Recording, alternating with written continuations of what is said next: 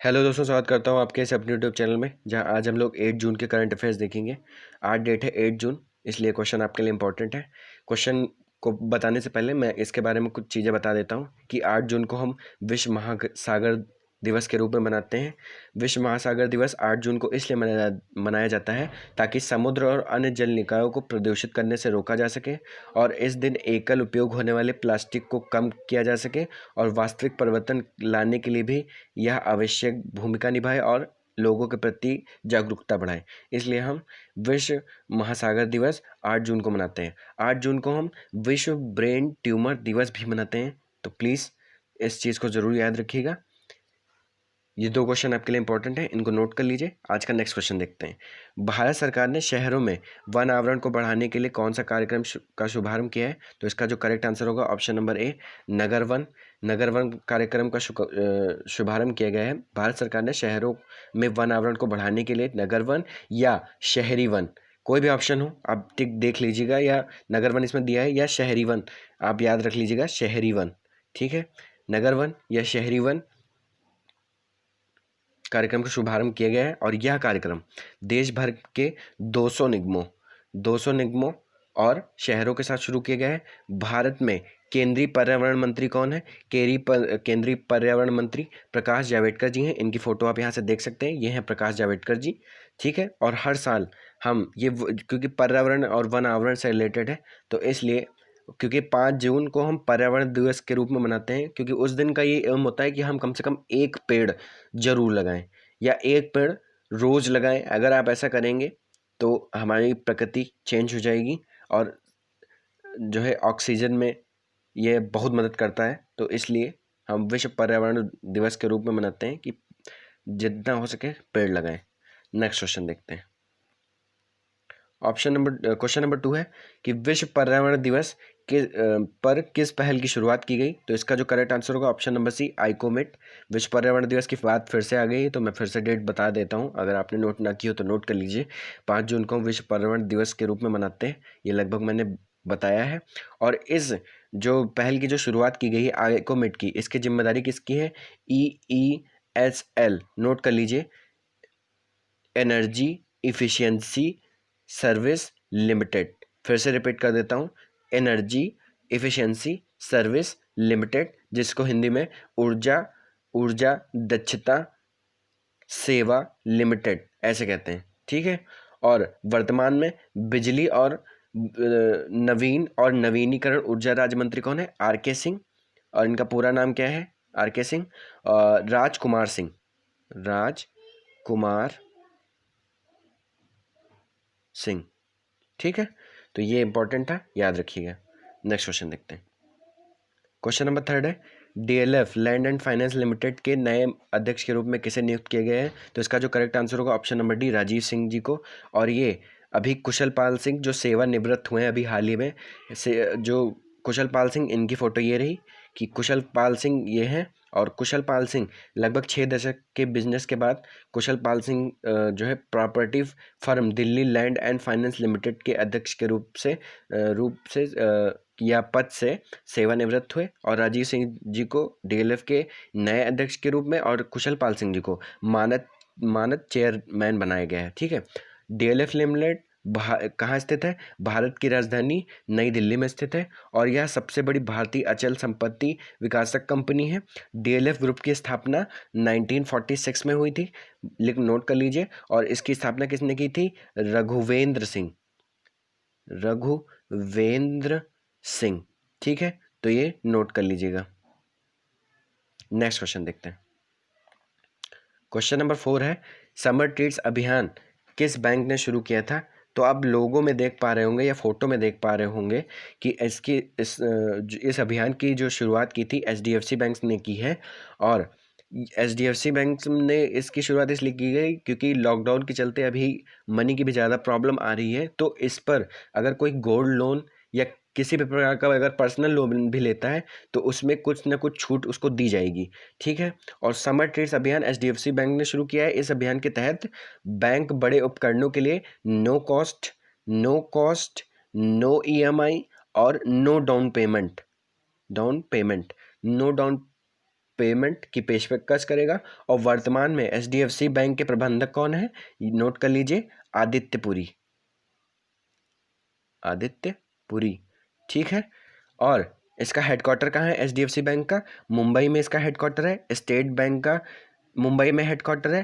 Punjab national bank का नई दिल्ली में हेडक्वार्टर है। और ICICI बैंक का मुंबई में हेडक्वार्टर है। तो ये सारी चीज़ें आप नोट कर लीजिएगा, इंपॉर्टेंट इन्फॉर्मेशन है। नेक्स्ट क्वेश्चन देखते हैं, क्वेश्चन नंबर 5। क्वेश्चन नंबर 5 है, महिला एशियन कप 2020 किस देश में आयोजित किया जाएगा? तो ये अभी भारत में ही आयोजित किया जाएगा, क्योंकि लॉकडाउन के चलते सारी चीज़ें अभी बहुत ही पोस्टपोन कर दी गई हैं।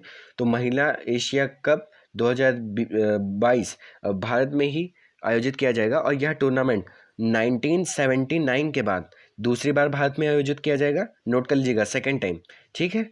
और वर्तमान में एशियाई फुटबॉल परिसंघ के अध्यक्ष शेख सलमान बिन अब्राहिम अल खलीफा इनका नाम है। ये फोटो आप इसीलिए लगा देता हूँ कि आप अगर नाम से न जानना तो पहचान जाए उनको फोटो देखकर। तो इनका नाम क्या है? फिर से रिपीट कर दे रहा हूँ कि ये वर्तमान में एशियाई फुटबॉल परिसंघ के अध्यक्ष शेख सलमान बिन अब्राहिम अल खलीफा। फिर से रिपीट कर दूँ, शेख सलमान बिन अब्राहिम अल खलीफा हैं और ऑल इंडिया फुटबॉलर फेडरेशन के अध्यक्ष प्रफुल्ल पटेल हैं। नोट कर लीजिएगा, अगर आप सुन रहे होंगे मेरी आवाज़ को तो नोट कर लीजिए, जो ऑल इंडिया फुटबॉल फेडरेशन के अध्यक्ष हैं प्रफुल्ल पटेल हैं और वर्तमान में एशियाई फुटबॉल परिसंघ के अध्यक्ष शेख सलमान बिन अब्राहिम अल खलीफा हैं, जिनकी फ़ोटो आप यहाँ से देख सकते हैं। आज का नेक्स्ट क्वेश्चन देखते हैं। क्वेश्चन नंबर 6 है कि रूसी भाषा दिवस कब मनाया जाता है? तो लगभग सभी लोग को पता होगा क्योंकि इजी क्वेश्चन है कि ये रूसी भाषा दिवस हम 6 जून को मनाते हैं। जैसा कि आप फोटो में देख रहे हैं, 6 जून रशियन लैंग्वेज डे हम सेलिब्रेट करते हैं। तो ये याद रखिएगा, ये हम क्यों मनाते हैं इसके बारे में बता देता हूँ कि रूसी भाषा दिवस 6 जून को मनाया जाता है और यह दिवस रूसी कवि A.S.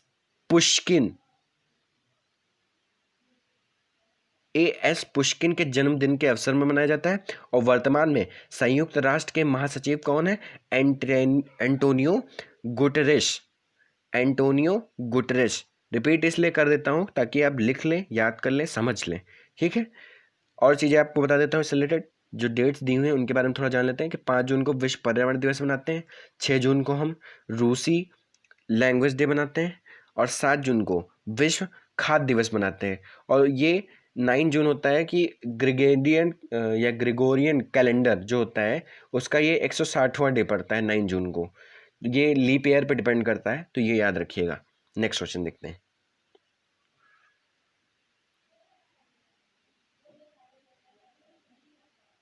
क्वेश्चन नंबर 7 है, मानव संसाधन और विकास मंत्री श्री रमेश पोखरियाल निशंक ने कौन सी इंफॉर्मेशन बुकलेट लॉन्च की है? तो इसका जो करेक्ट आंसर होगा option number A, safe online learning in the time of कोविड-19। मतलब ये क्यों लॉन्च किया गया, इसके पीछे भी एक बहुत बड़ी स्टोरी है, बता देता हूँ आपको। ये पहले जान लीजिए, इसकी फ़ोटो ये है रमेश पोखरियाल निशंक, इनका ऊपर नाम लिखा हुआ है, आप यहाँ से देख सकते हैं, रमेश पोखरियाल निशंक, ये इनकी फ़ोटो है। इसको इन बुकलेट लॉन्च करने का उद्देश्य ये था कि अभी जो स्कूल कॉलेजेस हैं ये कोविड-19 कोरोना वायरस डिसीज 19 के चलते जो है घर पर ही स्टूडेंट्स ने पढ़ाई की है या बच्चों की पढ़ाई पे नुकसान हुआ है। तो इसको देखते हुए ये जो है बुकलेट लॉन्च की गई है, इंफॉर्मेशन बुकलेट, कि ऑनलाइन पढ़ाई किसी तरह से बच्चे कर सकें। और ऑनलाइन लर्निंग में ये रहता है कि आपका टेक लेस टाइम, मतलब आपका सबसे कम टाइम लगता है, थोड़े समय में आपको ज़्यादा इन्फॉर्मेशन मिल जाती है। तो इसलिए ये सुविधा आपको लॉन्च कराई गई है कि आपका पढ़ाई में कोई भी नुकसान ना हो। और आप जैसे देख रहे होंगे कि स्कूल कॉलेजेस में जो है एप्लीकेशंस के ज़रिए टेस्ट लिए जा रहे हैं, ये क्विज़ेस लिए जा रहे हैं, पढ़ाई कराई जा रही है, या गूगल क्लासरूम के थ्रू नोट्स प्रोवाइड किए जा रहे हैं। तो सरकार की तरफ से यही है कि किसी भी तरह से बच्चों की पढ़ाई में नुकसान ना हो, इसलिए इस जो है ऐप को जो है बताया गया या लॉन्च किया गया। तो ये इन्फॉर्मेशन आप याद रखिएगा, इम्पॉर्टेंट है। आज का हमारा नेक्स्ट क्वेश्चन देखते हैं। क्वेश्चन नंबर 8 है, वंदे मातरम मिशन के तहत लौटे नागरिकों के कौशल मानचित्रण अभ्यास हेतु केंद्र द्वारा किस पहल की शुरुआत की गई? तो इसका करेक्ट आंसर होगा स्वदेश। ये मैंने आपको पिछली वीडियो में बताया है, पिछले लेक्चर में बताया है, या पिछले करंट अफेयर में बताया है। आप जरूर देखिए मेरी पिछली वीडियो को, सब एक दूसरे से कनेक्टेड ही है, तो प्लीज़ ज़रूर देखिए, क्योंकि करंट अफेयर से कभी भी ज़्यादा जो है चेंजेस आ जाते हैं। तो स्वदेश मैंने आपको पहले बताया होगा कि skilled worker arrival database for employment support, ये इसका फुल फॉर्म है स्वदेश का। इसमें क्या है कि जो केंद्र सरकार द्वारा वंदे मातरम मिशन के तहत लौटे नागरिकों के कौशल एवं मानचित्र अभ्यास के लिए स्वदेश नामक एक नई पहल का शुरुआत किया है, जिसका स्वदेश का अर्थ क्या है कि रोजगार सहायता के लिए कुशल श्रमिक आगमन डेटाबेस। इसका मतलब बता देता हूँ कि इस कौशल विकास और उद्यमिता मंत्रालय द्वारा विदेश मंत्रालय और नागरिक उड्डयन मंत्रालय की साझेदारी में इसको शुरू किया गया है, और इसका उद्देश्य अपने कौशल सेट और अनुभव के आधार पर योग्य नागरिकों के एक डेटाबेस का निर्माण करना, ठीक है, जो उन्हें विदेशी और भारतीय कंपनियों की मांग को पूरा करने में सहायता करेगा। अभी आपने देखा होगा कि एक कौशल विकास योजना भी आई थी, 2015 में इसका लॉन्च ईयर था। 2015 में कौशल विकास योजना की गई थी कि उसमें जो भी यूज़र हैं, जो भी मतलब कोचिंग ले रहे हैं, उन्हें एक कोचिंग कराई जाएगी या उन्हें एक ट्रेनिंग दी जाएगी 6 मंथ की। तो ट्रेनिंग करा जाने के बाद, मतलब 6 मंथ कंप्लीट हो जाने के बाद, उन्हें उनके एक्सपीरियंस के आधार पर, उनकी क्वालिटी के आधार पर और उनकी स्किल के आधार पर उन्हें एक मतलब जो है नौकरी प्रोवाइड कराई जाएगी, जिसके थ्रू वे अपने स्कूल को और डेवलप कर सकते हैं और अपनी जो है स्कूल को और भी बढ़ा सकते हैं। तो इसलिए ये शुरुआत की गई थी। ये भी बहुत अच्छा मिशन था, मोदी जी द्वारा स्टार्ट कराया गया था। तो आप इतना ज़रूर याद रखिएगा। नेक्स्ट क्वेश्चन देखते हैं। क्वेश्चन नंबर 9 हमारा है, आज का लास्ट क्वेश्चन है। किसने स्वदेशी रूप से एक मैकेनिकल वेंटिलेटर विकसित किया है? तो इसका जो करेक्ट आंसर होगा CMRI। आप लोगो यहाँ से देख सकते हैं, ठीक है, लोगो यहाँ से देख लीजिए कि CMRI स्वदेशी रूप से एक मैकेनिकल वेंटिलेटर विकसित किया गया। CMRI है क्या? सेंट्रल मैकेनिकल, नोट करवा देता हूँ, CMRI सॉरी, CMERI, फिर से लिख देता हूँ, CMERI, central mechanical engineering research institute, याद रख लीजिएगा। और ये क्या है? एक नेशनल लेवल रिसर्च इंस्टीट्यूट है in the field of mechanical institute, ठीक है। और ये कहाँ पर स्थित है? दुर्गापुर, याद रख लीजिएगा, दुर्गापुर वेस्ट बंगाल में स्थित है, दुर्गापुर वेस्ट बंगाल, ठीक है। तो इतनी चीज आप याद रखिएगा कि दुर्गापुर स्थित केंद्रीय यांत्रिक अभियांत्रिकी अनुसंधान संस्थान के शोधकर्ताओं ने कोविड-19 के बढ़ते मामलों के बीच स्वदेशी तकनीक पर आधारित एक नया वेंटिलेटर विकसित किया है। इसके जो उपनिदेशक हैं या इसके निदेशक जो हैं डॉक्टर हरीश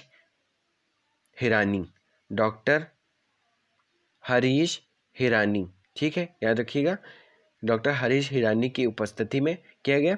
और इस वेंटिलेटर की कीमत कितनी है? 80,000 से 90,000 के बीच इस वेंटिलेटर की कीमत है। तो ये थे आज के इंपॉर्टेंट क्वेश्चन। तो प्लीज़ इन क्वेश्चन को जरूर पढ़िएगा। इंपॉर्टेंट इन्फॉर्मेशन मैंने सारी आपको प्रोवाइड करा दी है। तो प्लीज़ अगर आपको इस वीडियो से रिलेटेड कोई भी कमेंट या क्वेरी करनी, तो आप मुझे कमेंट बॉक्स में कमेंट करके ज़रूर बताएं, ताकि मैं और भी सुधार कर सकूं, आपको और अच्छे से अच्छा बता सकूं और आपको सारी इन्फॉर्मेशन दे सकूं। तो प्लीज़ मुझे कमेंट बॉक्स में कमेंट करके ज़रूर बताएं कि आपको अगर कुछ भी समझने में प्रॉब्लम हो रही है, कुछ भी आपको लग रहा है कि जो है हम समझ नहीं पा रहे हैं, या मुझे पूछना चाहिए टीचर से कि वो क्या पढ़ा रहा है, तो प्लीज़ आप मुझसे ज़रूर पूछिए। तो आज के लिए इतना ही रखेंगे। अगर आप हमारे चैनल पर नए हैं तो प्लीज़ चैनल को सब्सक्राइब जरूर कर लें। अगर आपको वीडियो अच्छे लगे तो लाइक शेयर कमेंट जरूर करें। तो आज के लिए इतना ही। Thank you so much.